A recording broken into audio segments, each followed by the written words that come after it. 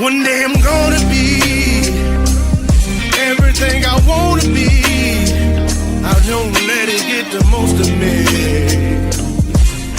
One day I'm gonna be free. I wanna be everything I'm gonna be. My future right in front of me. One day I'm gonna be free. I wanna be free. So let me be free. One day I'm gonna be free.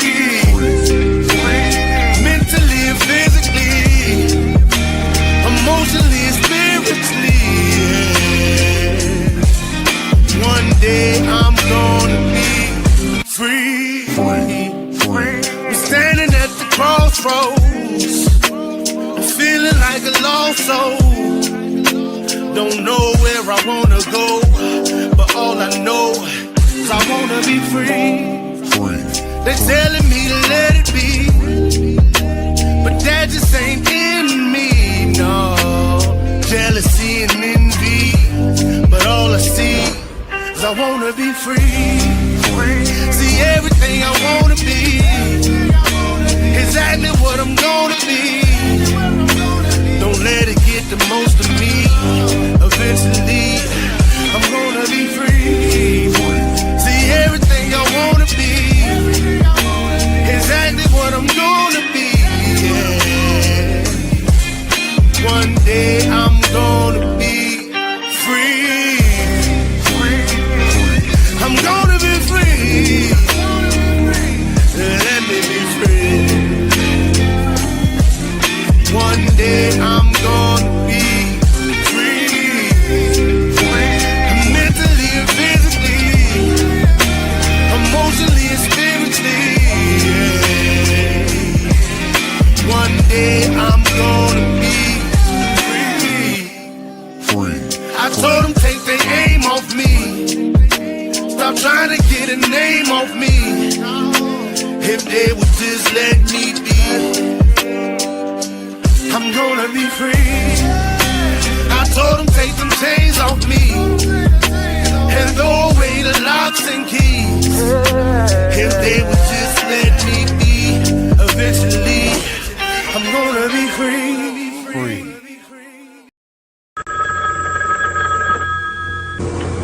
They're back.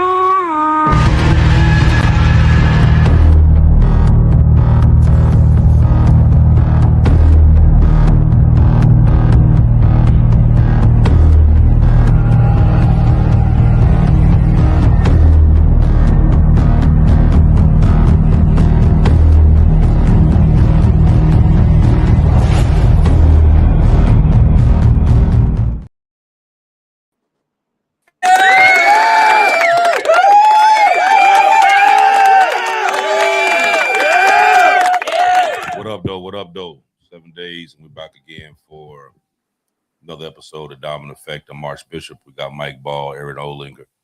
What up, everybody? Glad everybody was able to tune in. We got another show for you that we hope we can get out as much information as possible and try to get some kind of explanation for some of this that's been going on. But before we get started, everybody, hit that like button. That will get us up on the proper algorithm. We've noticed through these shows that we got a lot of people that be viewing, but we don't see them on that like. So hit that like button. It only takes you literally 1 second to hit that like button. And hit the little hearts or whatever it is that needs to be hit on there to get YouTube to put this out in the right algorithm for more people can be able to watch this. So tonight, people all over the world are kind of asking the same question. Why does suddenly it feels like all these outbreaks are happening everywhere and all at once? So Ebola is making headlines again. Norovirus outbreaks is spreading through cruise ships and schools, and throwing Hantavirus scare is tied to international travel. Tick populations exploding across parts of the U.S. and reports of China causing people online to panic over this possibility of another mysterious uh, virus event. But there's a bigger question. Are these natural outbreaks happening in a connected world, or are governments, corporations, and global organizations experimenting with systems that not only control the viruses, but they control the fear, the biology, and the crisis management dealing with it? So tonight we're going to try to separate the fact from the fear.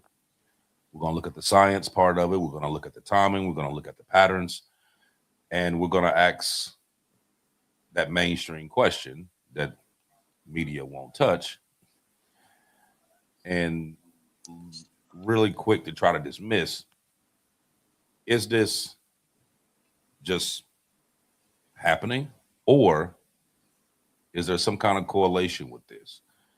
So this is what we're going to talk about tonight. So we're going to first hit with the reason why people are so suspicious about this. And one thing that hasn't changed permanently since COVID is the whole trust issue, dealing with dealing with these viruses and these other things that keeps popping up, because millions of people feel like they're being lied to, or that they were lied to during the COVID. Some people believe that information was censored. Others believe that the government changed the narratives to um, repeatedly disorganize people and have them to basically do whatever it was that they wanted to be done. And because of that, every outbreak is now automatically triggers this suspicion. And honestly, whether people agree with conspiracy theories or not, it's not as important to understand the reasons how, but also the reasons why this is going on. So during COVID, we had the lockdowns that changed the economy. We had vaccine debates as to whether to take the shot, not to take the shot, divided families. Social media censorship became widespread about it. Pharmaceutical companies made billions of dollars off of these vaccines, and the governments used these emergency powers to be able to force these lockdowns and basically keep people in the house. And a lot of questions that came up during that time was whether COVID was really that serious, or was that an actual test to see what they needed to do in order to keep people in the house. So when people hear the words like new virus or outbreak or health emergency, they immediately ask themselves, is this a real thing, or is this exaggerated? Is this being used to manipulate population, or is this just another psychological shift that they're trying to do just to see how they will go, how or what responses they're going to end up getting off of that? But suspicion alone is not proof, and that's where this conversation is going to start. So, Aaron, I'm gonna have you start out first with the hantavirus and Okay. what's actually going on right now with I want to mention one thing when you say that. suspicion. This book I got right here, it's called A Higher Form of Killing. It talks about the experiments done on the U.S. population by our government, where different weapons were tested. And you'll learn that there was nothing in Hong Kong about the Hong Kong flu. Um, the flu that came about in 1918 and lasted till 1921, the Spanish flu, there was nothing Spanish about it. This book basically covers different things, all the way down to how the Legionnaire's disease became what it was. And after you read books like that, it gives you a suspicious mind. You want to get more information and seek to better educate yourself so that you can understand what's going on around you. Now, with the hantavirus, Mike, if you don't mind, put up picture 4, please. Sure. Here we go. Okay. This is the Andes strain that is out right now. Now, the first time I heard about the hantavirus, I believe it was in 1990 1893 when it hit an Indian reservation. It was the Oglala tribe, and they were basically surrounded by law enforcement military, and that strain ran its course before they allowed anybody to come out off that reservation. It killed quite a few people. Back then, they said it was carried by deer ticks. Now, today, this Andes strain is considered to be zoonotic virus, which means it can be transferred from animals to humans and from humans to animals. So if you're carrying it, you can give it to your dog or cat, or if your dog or cat's got it, they can give it to you. Transmission occurs via inhalation of contaminated aerosols like rodent urine, feces, and saliva. Right now, it's being carried by the long-tailed pygmy rat, commonly found in the rural area of the Andes, which those branch off into Argentina. Once your lungs are infected, it causes Hantavirus, what they call cardiopulmonary syndrome, HCPS, which can be fatal. It has a 40% death rate. The Andes strain can be spread from human to human through coughing, sneezing, or contaminated surfaces.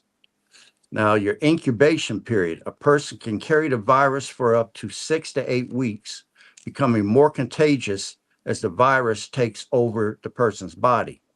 The diagnosis is detection of 2 particular antibodies and RNA in the blood.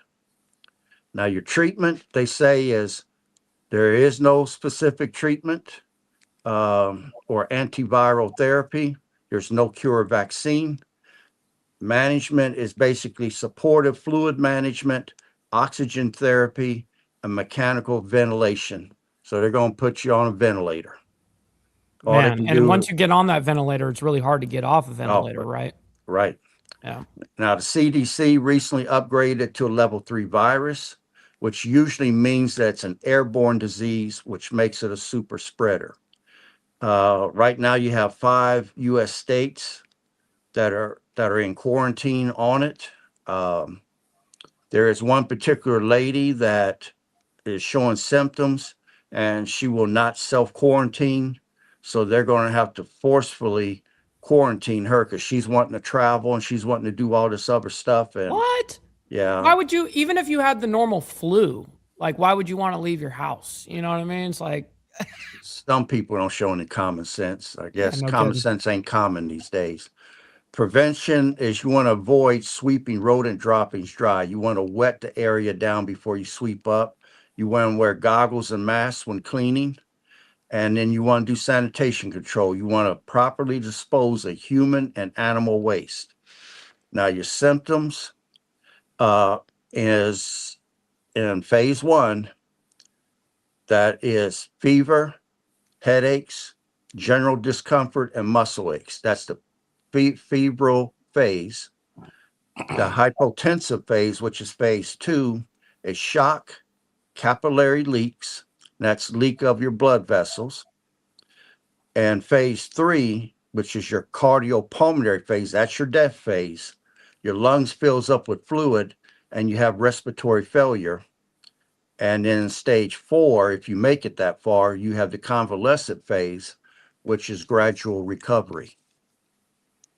And that's basically what I have on that disease there. So real quick. Oh, go ahead. They ever say the reason why or how that Hantavirus even ended up on that ship? Because they said that they checked the ship and there wasn't any rodents and whatever on there. So Yeah.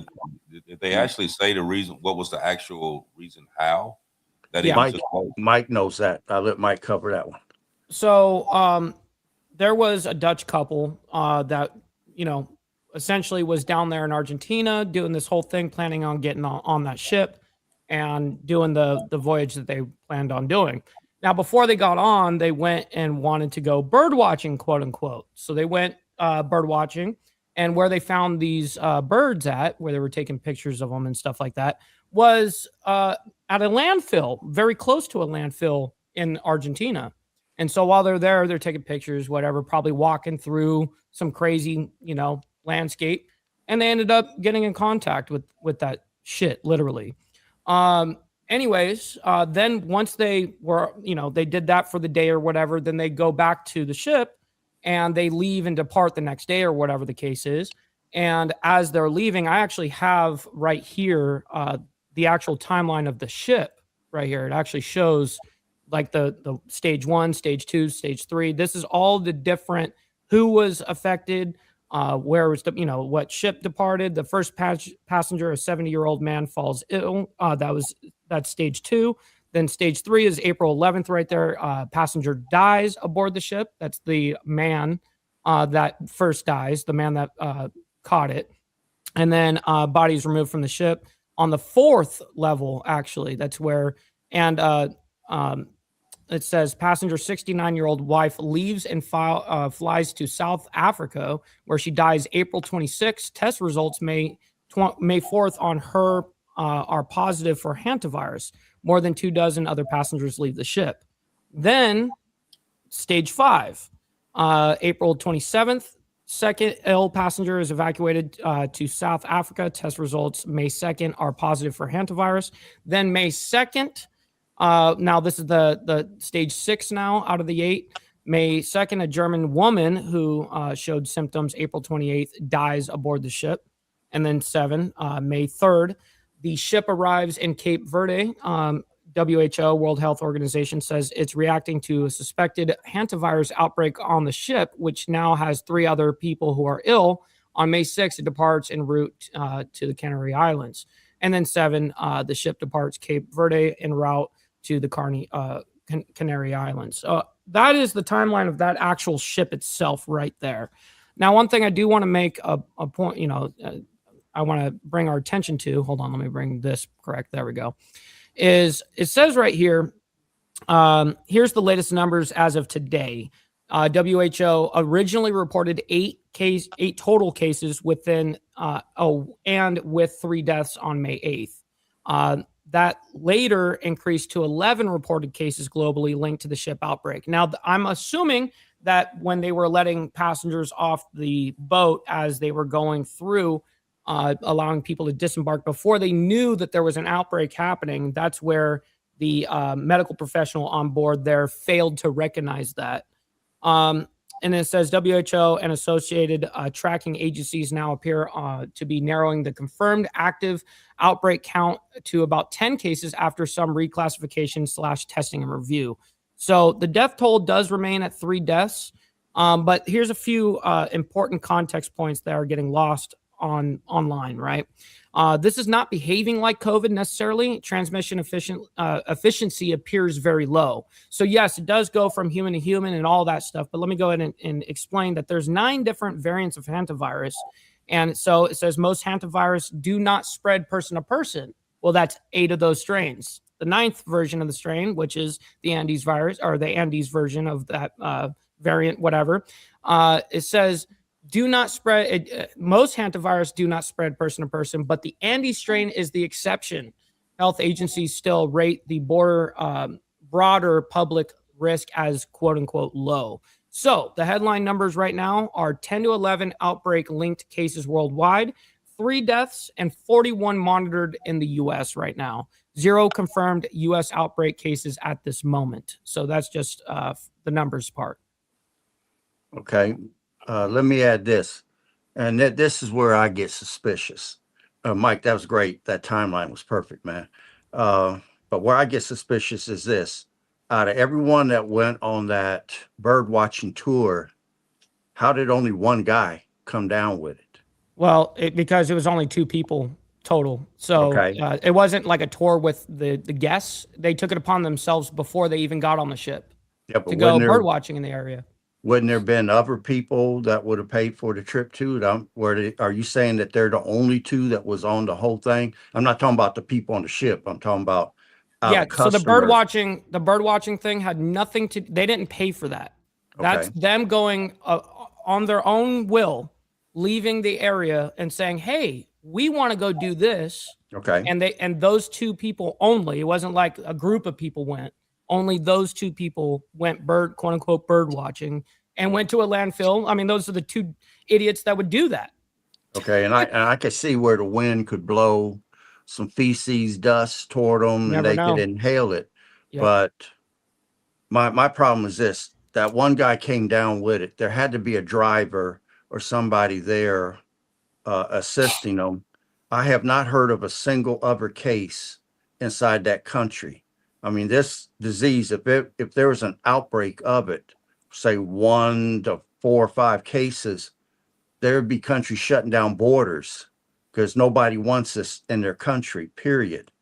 And I haven't heard of a single other case inside Argentina. And it just makes me suspicious. Why was this one guy the only one to come down with it? No, I totally get that. Mhm. Oh, it looks like I lagged out. I totally get what you're saying on that aspect. I don't know what happened to my thing real quick, but I'll go ahead and work on this real quick. Yeah, I don't know. I was thinking about that too, Aaron, when I was hearing the different things about that, and I'm like, well, hold on now. If you just had some people that was out there bird watching it, and then they end up sick, why come you? I mean, surely there was more people bird watching than just these 2 people. You know what I Right. mean? It would have went a lot further than that. You know what I mean? The actual outbreak itself would have went way further than just these couple people here. You know what I mean? Even with the wind, okay. So, but basically, what you're saying is that you inhaled some bird droppings, and this is what got it. You know what I mean? It just kind of. Well, they were probably rummaging makes through sense. and literally walking through trash at a landfill, you know. And remember, again, like I said, it's not like it was a paid thing from the trip. Like, oh, hey, we're gonna go bird watching, then we're gonna go over here onto the ship. It was just 2 people that decided their own goodwill to go and do that, right? And then they came back and brought it onto the ship. And then it spread like kind of a little bit like a wildfire. I mean, you're in a tube. It's kind of like being in an airplane, you know. Yeah, but to me, let's say that feces, dust from the feces, the spores got up, and the one guy inhaled it. I mean, if it's spreading like that and that easily to catch, how come the local natives, So nobody else has caught it? Because the normal progression is you have an outbreak. Outbreaks turn into epidemics. Epidemics, once you get into 55 nations or more, become pandemics. I lagging haven't out. I heard don't know of what the a heck is going on. single local native or anybody else that had got it but him. And that's what makes me suspicious that somebody might have released a weapon, because nobody else is showing any signs of having it, especially the people that live in that vicinity. They should all be sick. There should be something major going on there, and there's not. And that's what makes me suspicious. Uh, but I love your timeline, Mike. That was perfect, man. Yeah, I think Mike froze right there. Oh. There was a comment from the from Instagram. All right, take that one off. My other Yeah, there side. was a comment My on whole there computer from. just shut down. What happened to you? My whole computer shut down. So I yeah, can there you see. go. So what I was gonna say, real quick on that whole thing, while Can't hear you. I damn. I can hear you. I don't know why you can't hear. Can you hear me, Aaron? Yeah. I don't know why you can't hear him. Yeah, Okay. there was a there's a guy that's over on our Instagram feed called Beheading the Serpent. He said that there was a case in Argentina where multiple people have died, and it was their correlation where they were all at a birthday party. So Okay. there is multiple And cases that of occurred natives at the getting same it. time, or Yes. how long ago was this? Okay. Can you guys I hear don't me? know. Because I I don't, didn't hear that yeah, news. I I didn't can hear see you, that. Mike. Okay, so the answer, what I've been trying to say But whoever since this whole reported thing, that, that's good to know. I did Aaron not can't hear hear me. that at all. Hold on, Aaron. I don't know Yeah, why Aaron can't hear me, you. but you're gonna have to relay this to him. Okay. Go ahead. So there is many natives that have caught hantavirus over there in Argentina. Many. I just looked it up, and then my whole computer froze, so I have to reset everything. But nonetheless, yes, they do get it, and it's not like it's a wildly. It's not like it happens nonstop or anything. It happens like a case, 2 cases. They handle it, whatever the case is. But it is something that they do get themselves. Now let me go ahead and reset my whole PC, and I'll be back. Okay. Okay. So we're gonna jump into this other one while he resets. We're gonna Okay. jump into this this norovirus. All right. And you know, norovirus is basically was often called just a stomach bug, which causes vomiting, diarrhea, stomach pain. Um, it spreads incredibly fast, and a lot of people that's in like a lot of crowded environments, stuff like that, they usually pick it up fairly quick. If somebody gets it in there, usually goes pretty quick. Cruise ships, nursing homes, schools, restaurants are common outbreak causes um, for this actual norovirus, which we just seen was about a couple weeks ago, where there was a cruise ship um, that had to dock in Florida because you had over, it was like 117, 120 people that ended up with norovirus, and they had to end up turning the ship around and going back to port because you had so many sick people. But the CDC shows that thousands of outbreaks like this happens every year in the United States alone. Mhm. So unlike uh, the actual fears and stuff that they putting online, norovirus is not really that mysterious about that particular one. But here's why people still connect all these together, because people see a lot of these repeated outbreaks, and a lot of this stuff is happening on cruise ships. So so people see how fast that a virus like that can transmit and go global so quick, because you have people that's going on these cruise ships that's from various parts of the country, various parts of the world, and they end up transmitting it, getting it, and then taking it back home with them, which in turn spreads it around as well. Um, so could future outbreaks be internationally amplified through these travel systems? Absolutely. You know, you go on people on cruise ships, just on regular airplane rides, whatever. It's it's fairly easy to be able to transmit these viruses, and they can, you know, if you get the right one, yeah, it can spread like wildfire, just like COVID did. Um, but the mortality rate on that is basically right around 200,000 deaths a year, mostly among elderly people, young children, uh, immune compromised individuals, and populations that have fairly weak health systems. Um, a lot of the third world countries and countries that have, you know, like really crappy health care. A lot of their elderly and their children end up picking this up and not being able to um, survive through it. And this particular neurovirus, it survives because it survives on surfaces. It's in food, it's in water. Um, Mhm. so you can easily pick this up, and you have regular flu-like symptoms. You know, you have the nausea, the vomiting, diarrhea, dehydration, your stomach cramps, um, all of that, just like a regular flu. And a lot of people just kind of, you know, just, well, it's just a bug. We just give it a couple of days and just let it just run through. You know, and I think one of the biggest things dealing with all these viruses, I think probably the number one thing dealing with all these, is that people really don't wash their hands. You know, they walking around and they're touching things, they hitting, you know, opening doors and putting your hands on rails and all this other stuff that other people done been in contact with. Is fairly easy to be able to contract something like that, when a lot of people just doing just a simple thing is just washing your hands could prevent a whole lot of this stuff from going on. Um, Disinfecting these surfaces, you know, a lot of those cruise ships, you know, they're not just running around just steady, just wiping off stuff. You know what I mean? You're going to come in contact, you're going to touch things that other people have touched. I mean, that's just a risk that you take. That's a risk you take anywhere. You don't have to be on a cruise ship for that.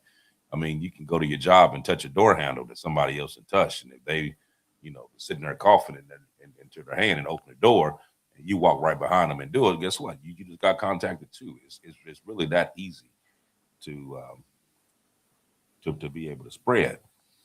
But the neurovirus kind of represents how vulnerable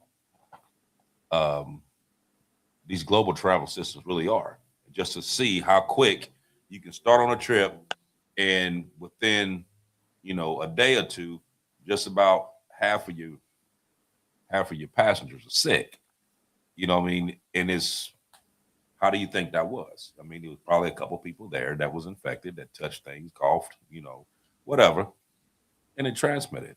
You know what I mean? And that's one that's also kind of a yearly thing as well. It's not like a huge thing to be like super worried about. Now, yes, of course, is it something to keep an eye on? Of course.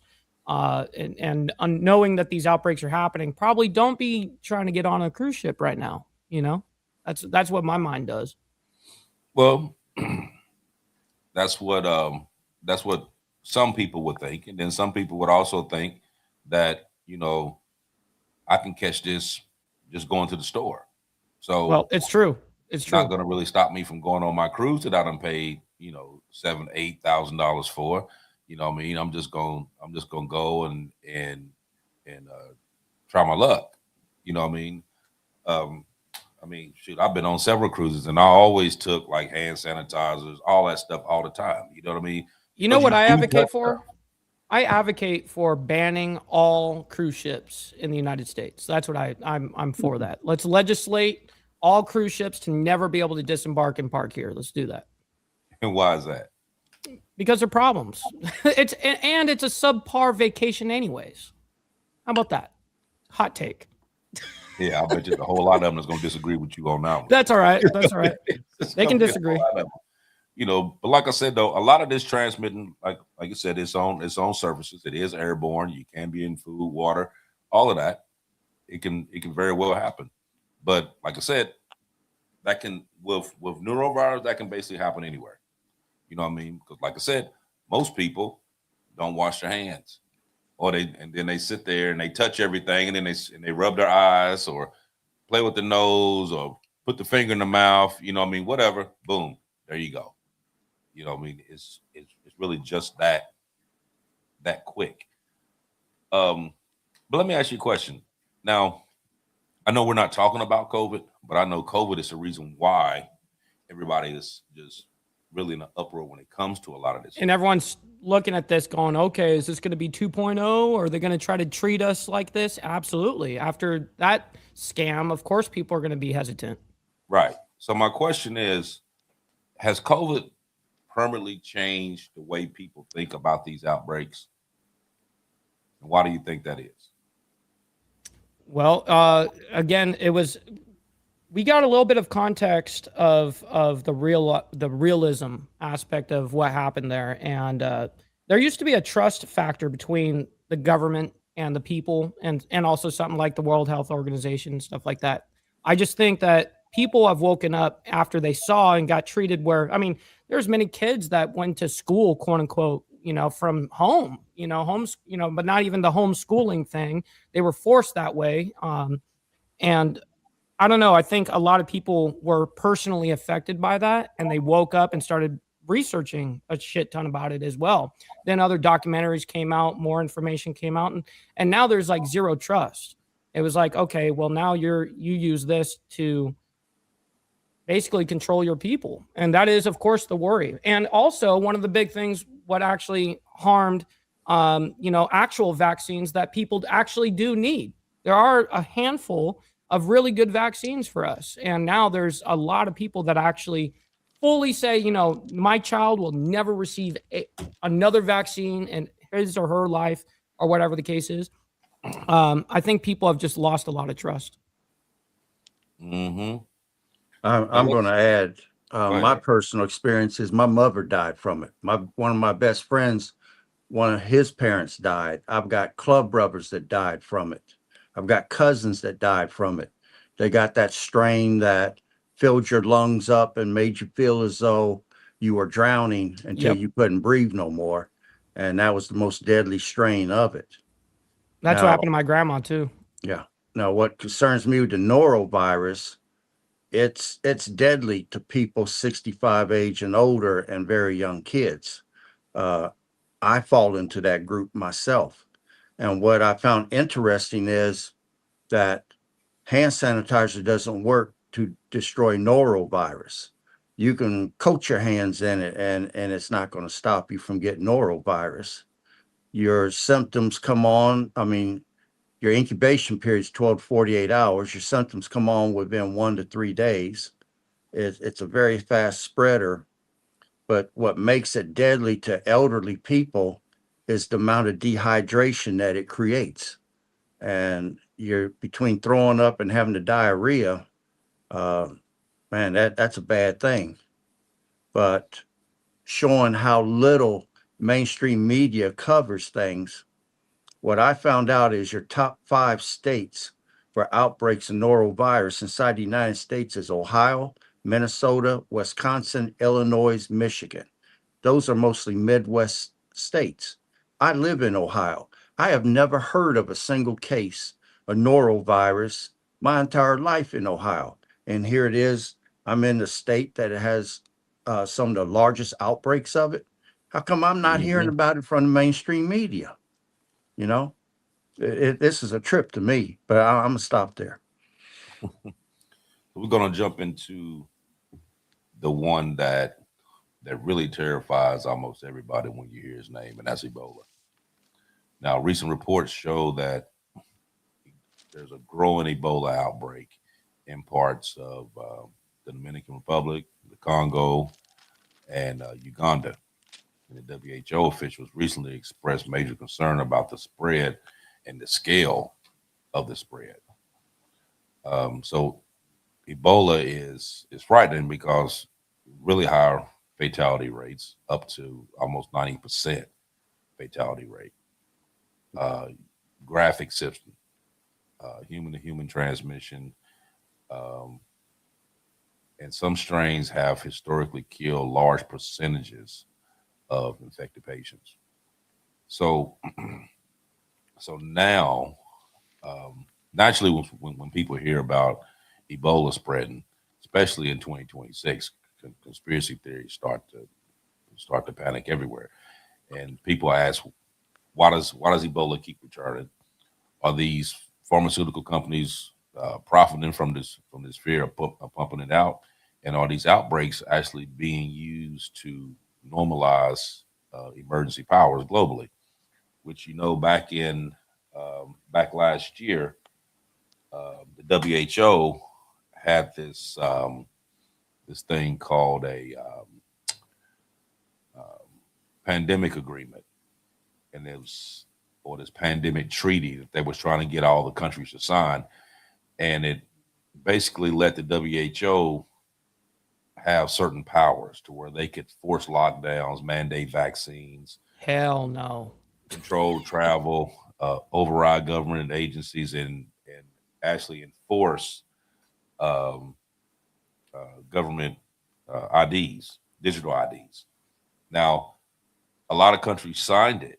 A lot of countries didn't. So we have actually gotten out of the WHO at one point during the first Trump administration, and then Biden put us back into the WHO, and then I think now they're in the process of trying to get out again,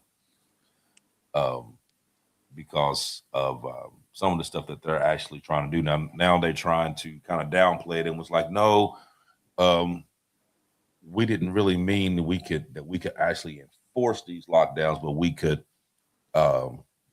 put it out to the country, and the country can make their own decision as to what it was. But when you actually read what that treaty was, that treaty did not say that it would leave it up to the country. It said that the WHO had full control, that they could actually, lock down a country simply because they wanted to. Yeah. You know what I mean? These organizations sound just like politicians. Right. So like I said, so when you're dealing with something like Ebola, now that's a totally different playing field that you're dealing with there. You know what I mean? Because that's a 90% death rate. Is you it? Catch that? I didn't know that. Yeah, 90% death rate on that. So that's crazy, because COVID was like what, less than 1%, 4%. That's what it ended up coming out to. And then of course Hantavirus is, they say 30 to 40%. 40. And so, and then Ebola, I had no idea that that was the actual death rate. Now, I just wanted to point out some numbers since we were talking about Ebola right here.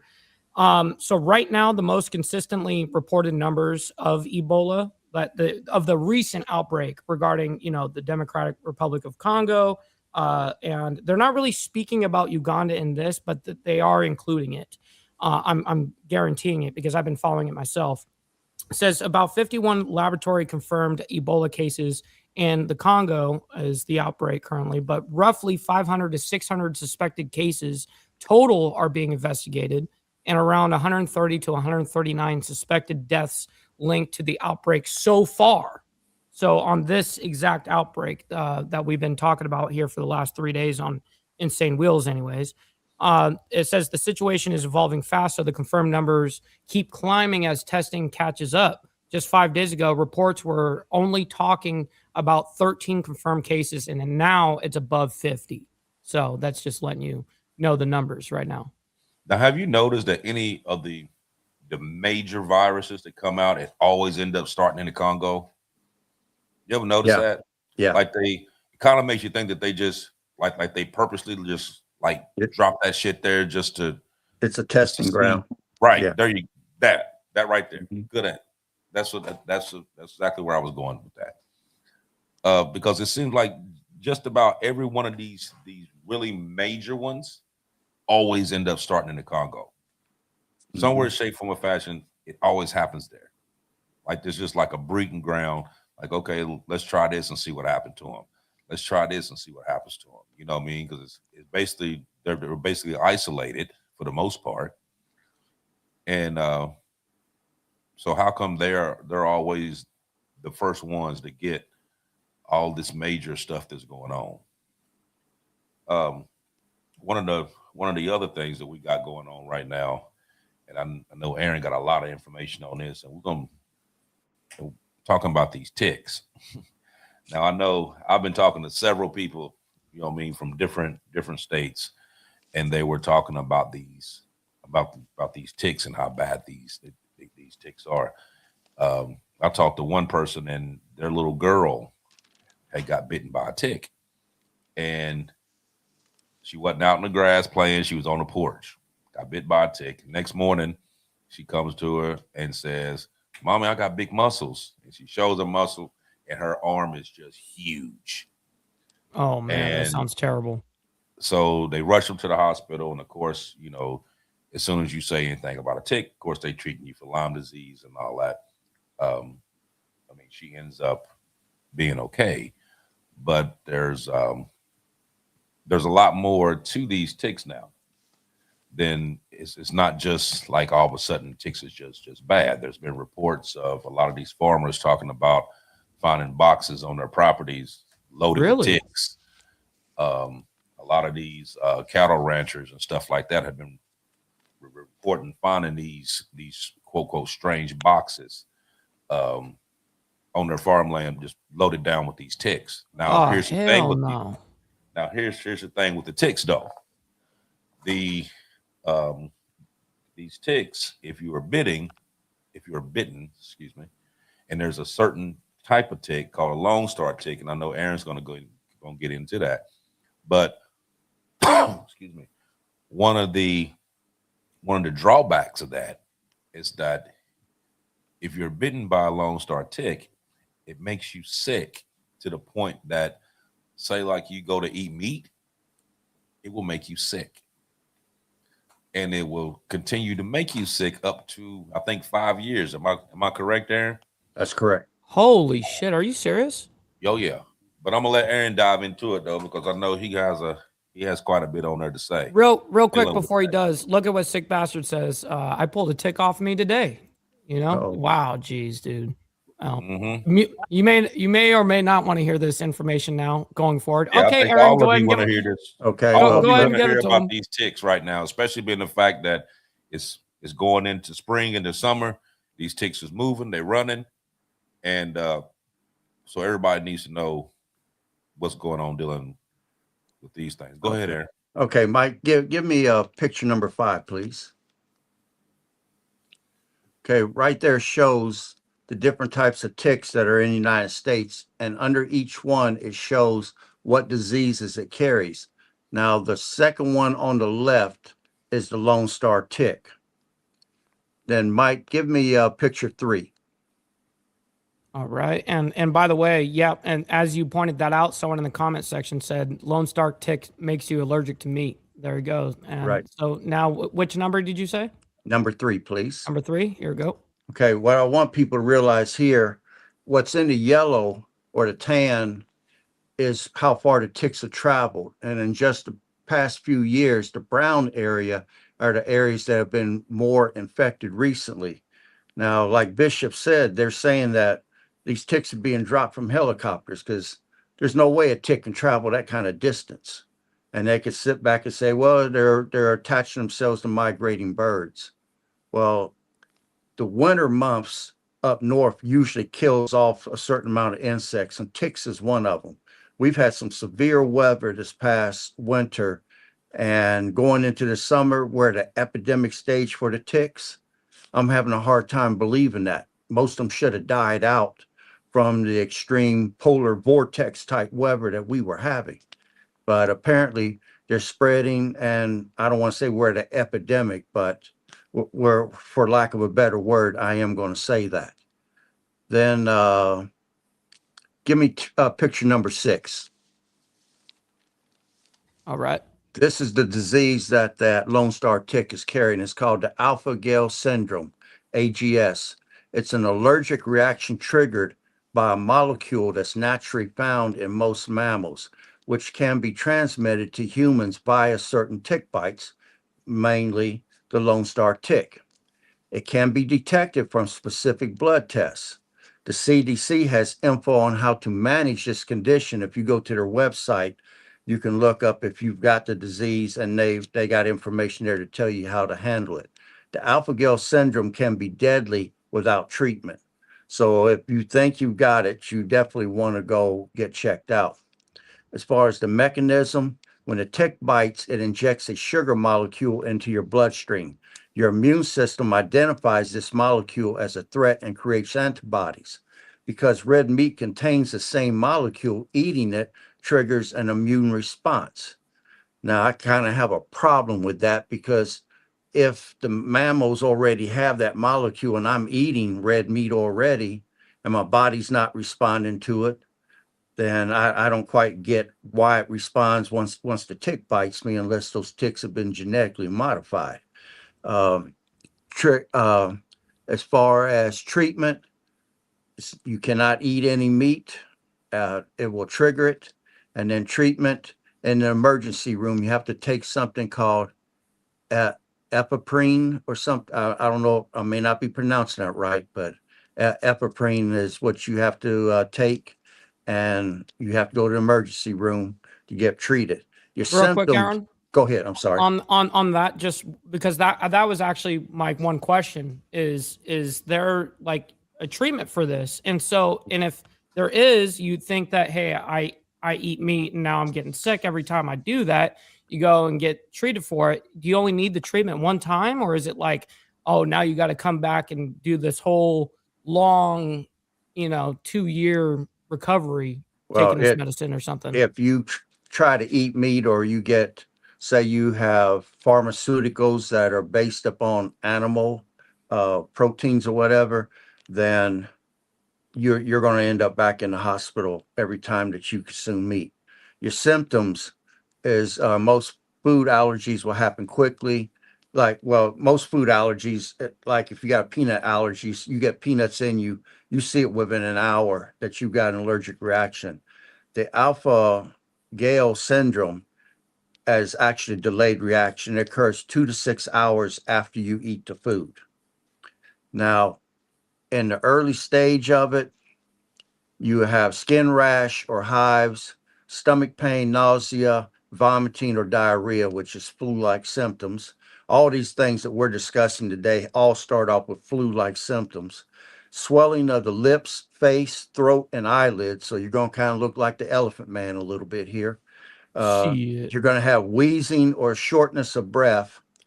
And the deadly part of it, depending upon how much meat you consumed, you'll have anaphylaxis. That's a serious potential fatal reaction that can progress rapidly. The triggers that you're going to have to avoid will be meat from mammals. That's beef, pork, lamb, venison, and rabbit. You have to avoid dairy, which So is what am I going to milk. eat? Nothing. That's it. I'll come to that. You're going to have to avoid dairy, no milk, cheese, or any other dairy products. Gelatin, which is what they put some of these capsules are made out of, and certain medications containing mammal byproducts you have to avoid. Now you can have poultry and fish, but that's going to be it meat wise. And alpha gal can go away over time, usually 5 years, so long as you don't get any additional tick bites.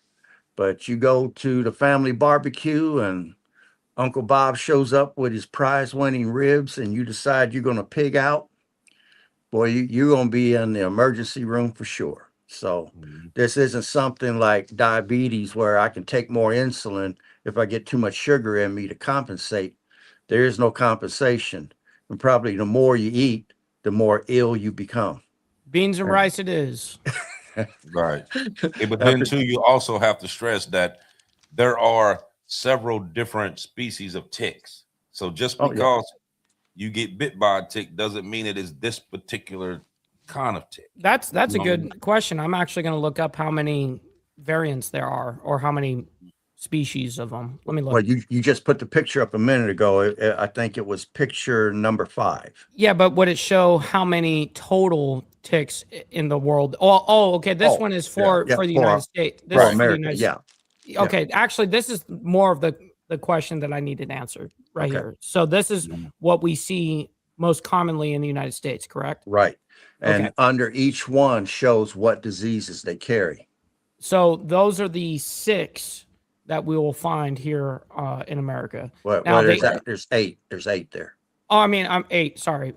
Yeah. Nonetheless, there's 8 of them, and they all carry something, huh? It's not like hey, one of them or 2 of them don't carry anything. So they're all something that you should, if you get bitten by or whatever, have a tick on you, you should probably get yourself checked out. I would, just to be safe. Yeah. I mean, none of these illnesses that we're discussing today, as soon as you get flu-like symptoms, you have to listen to your body. You cannot assume, well, I just got the flu and it's it. You don't know what you've been exposed to. It's best to go get yourself checked out just to be sure. Wow. And Poser Punk said 900 different species in the world, though. Wow, that's crazy. That's insane amount. See, now here's another thing that we got a video that we're gonna play, and the reason why we're gonna play this video is because they're talking about this Lone Star tick, and the reason why this Lone Star tick is so important. And now just pay attention to what this man is saying, though, because when you hear what he says, you hear the words engineered. Just pay attention. One guy at the World Economic Forum a couple months ago said out loud, humans are eating too much meat. They're not going to stop. One suggestion, I'm not saying we do it, but we could just release more ticks. People eat too much meat, right? And if they were to cut down on their consumption of meat, then they would, it would actually really help the planet. But people are not willing to give up meat. Possibly we can use human engineering to make it the case that we're intolerant to certain kinds of meat. There's this thing called the Lone Star tick, where if it bites you, you'll become allergic to meat. That's something that we can do through human engineering.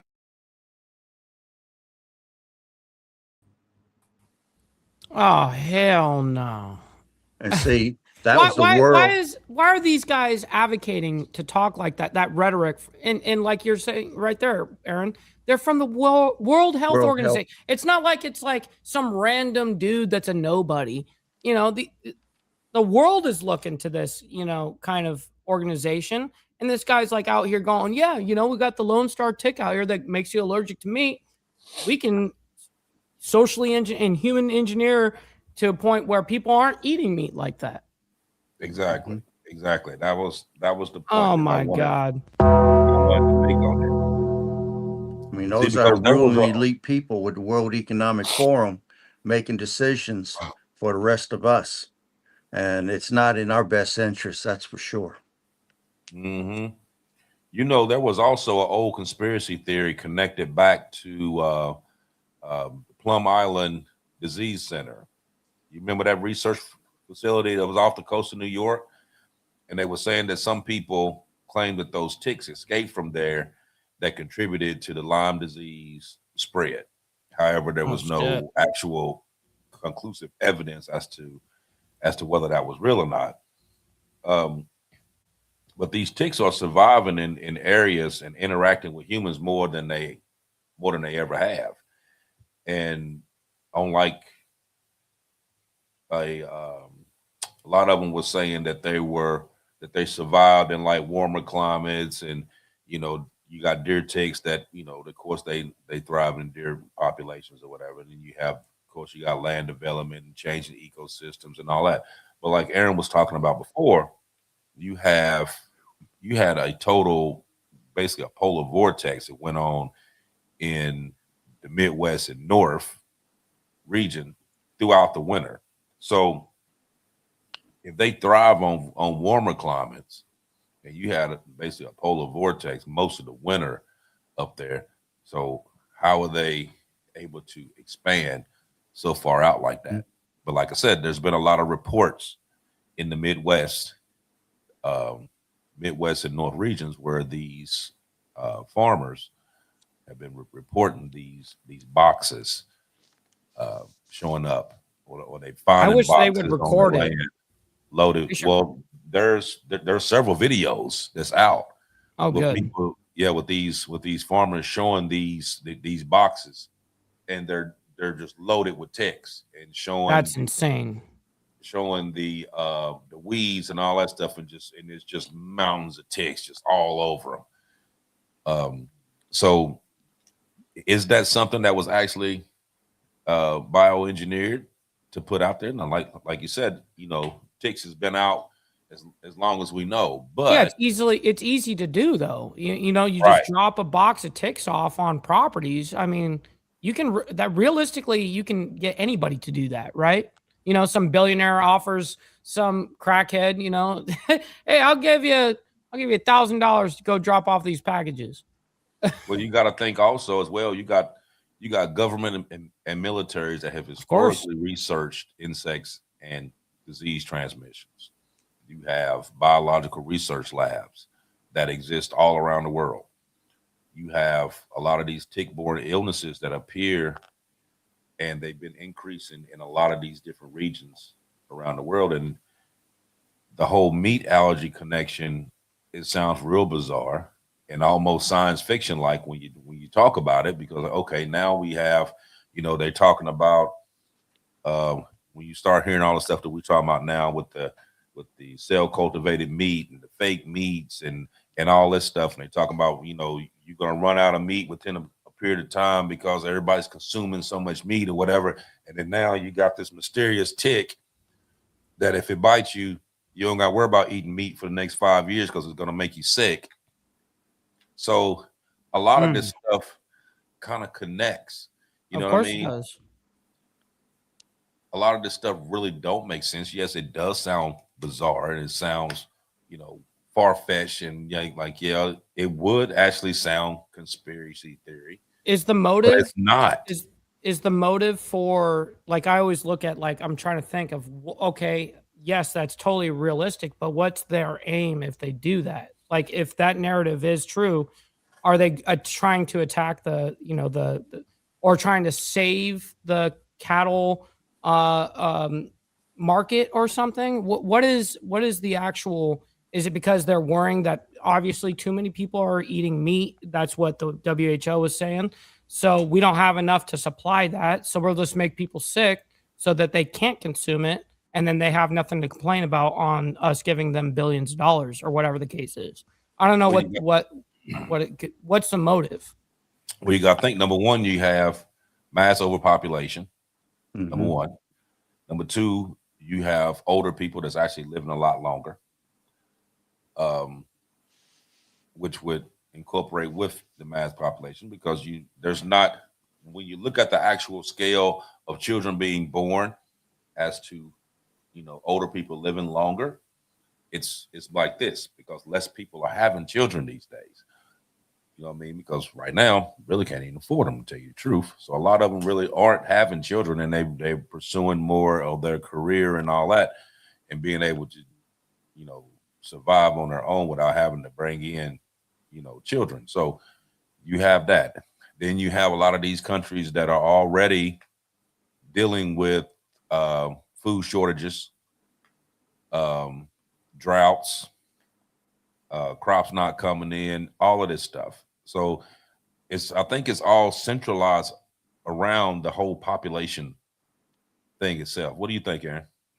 Well, I want to add to what you're saying. It's definitely depopulation control, because like we said in the last show, we entered a new technological era from 2025 to 2035. AI is about to replace. I mean, I've got a meme that shows how many jobs have been replaced already, and it's way up in the number. And when the robots come out in 2029, man, you're not going to need Uber drivers. You're not going to need semi-truck drivers. You're not going to need bank tellers. Doctors, surgeons, especially surgeons, are going to be replaced by robots. Roofers will be replaced by robots. I done seen all kinds of robots, and then there's going to be military. Quite a few of them aren't going to be needed. What are you going to do when you displace millions of people that can't work? You can't put them on a welfare system. It's already overextended. And then on top of that, if the people aren't working, they're not paying taxes. So that reduces the tax base. So the best thing you could do is cull the herd. I mean, every year in my area, they go out and they have a big hunt to reduce the deer population so that they can survive the winter. So why wouldn't they do it with humans? They're going to do it with humans because the world is way overpopulated. AI don't need all these people. Yeah, no kidding. So what are you going to do with them? And you can't pay them to sit at home the rest of their life. You can't afford it. I like TJ right here. He says, tax the robots. W comment. I like that. Yeah, they ain't trying to tax that. Have you seen where they've been talking about these data centers that's been using millions of gallons and hadn't paid a cent for it? Yep, right. I've been following it a lot, actually. I mean, that's something that we ran on our campaign, was talking about data centers and how bad they actually are. Truth be told, it's something that it's really diabolical. Not only for the aspect of the resources it takes to run data centers, but how they actually disperse the payment of how they use electricity, water, all of that. It goes into the commonwealth of the people. It's not like, hey, we'll individually only charge them when they use this much amount of electricity. Well, it doesn't only correlate to them. It correlates to everyone around the area, on that area. So everyone's bill goes up. Same thing with the water. And not only that, there's people that can't even, when they turn on their faucets, they can't even have running water. It's like barely pushing out, dribbling out, because there's no water pressure. They're using it all up at the data centers, man. So it's incredible. And I'm going to add to that. I'm going to use Walt Disney, for example. I believe they just recently laid off 30,000 people that was associated with their MGM, not MGM, but that, God, I can't think of it, Marvel Comics group that was making movies and stuff. They cut them because AI is going to take over, which clearly shows that this is an example of BLM. And I'm not talking about Black Lives Matter. I'm talking about the bottom line matters. And that's what counts. Greed is going to rear its head. Some people are going to get richer. The poor is going to get poorer. And it's all going to go down by 2030. If you're making 140,000 or less, you will be considered poor in the United States. Well, shit, that's basically where we're at right now. It's crazy though. But even places like where I live, which they call the rural country of the country, right? You still got to have $100,000 to even feel like you're somewhat living decently. Like that's crazy that we're at this point right now. Mm-hmm. And so this makes you, think like, hey, maybe I shouldn't be spending $100,000 on a truck right now, right? They telling you the day will come where you will own nothing and you will be happy. Right. True. People in my generation, we've done paid for our properties and our houses. But my daughter, my grandchildren, I fear for their future because of this world and how expensive everything is becoming. Mm-hmm. Absolutely. So we're sitting at 105. So we're gonna trim it down for the evening. But we're gonna give our little final thoughts here before we end the show. But like at this very moment, you got the Hantavirus, you got the Norovirus, you got Ebola, you got these ticks, you got this outbreak dealing with that. Is all these used as a depopulation tool? Do we have 100% proof of it? No, but it does actually correlate with each other. That it could very well be, you know what I mean. But that's just more getting more information and watching and seeing what exactly is going on, because the world is dealing with more outbreak fears. You got global health systems remaining vulnerable. You have misinformation that's been spreaded around, and then the public trust, especially dealing back from COVID now, has really been damaged. So a lot of stuff that we do here dealing with this stuff, you either don't want to believe or you call BS because we've went through that before. You know what I mean? They've put out different propaganda. They've lied to us. They, convinced everybody to take the shot. And then now you're realizing that the shot is actually messing people up now. You know what I mean? There's a whole lot of different stuff dealing with that. So maybe the bigger conversation with this is how do people stay informed about becoming paranoid without becoming paranoid, that is. How do you question systems without falling into some kind of hysteria? And how do these societies prepare for future outbreaks without surrounding critical thinking? Because that's exactly what we're doing. We're critical thinkers, and we've taken this information and we correlate it and put it together to where it makes sense.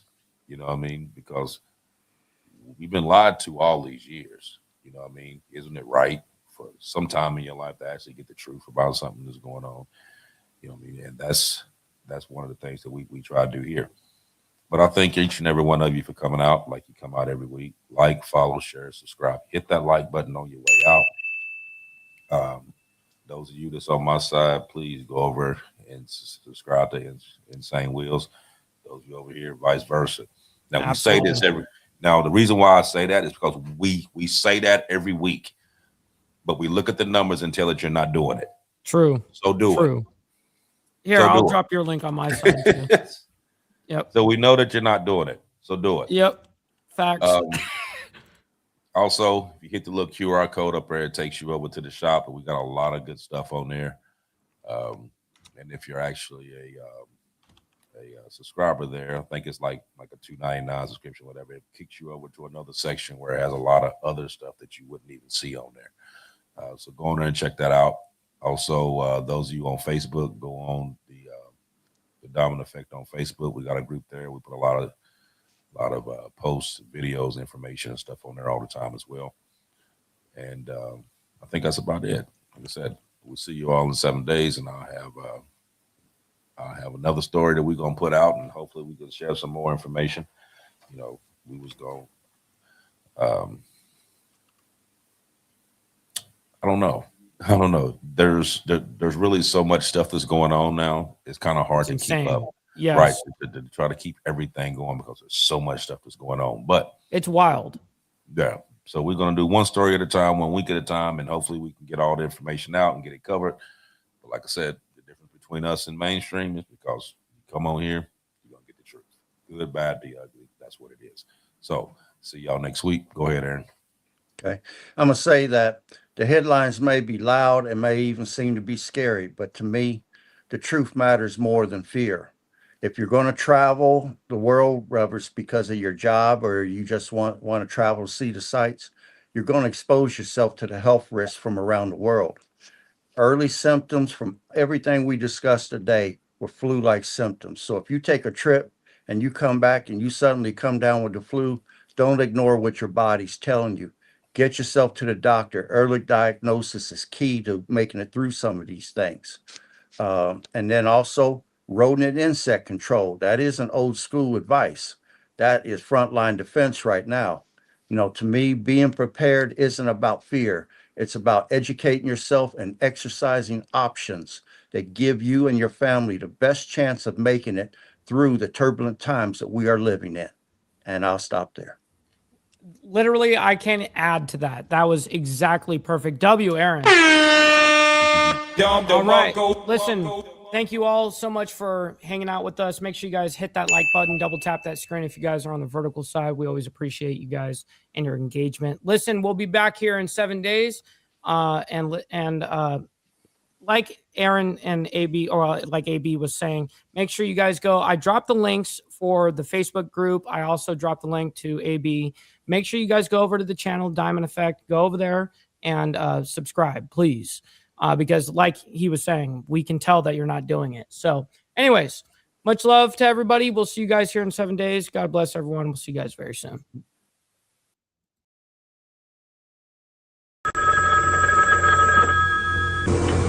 Bye.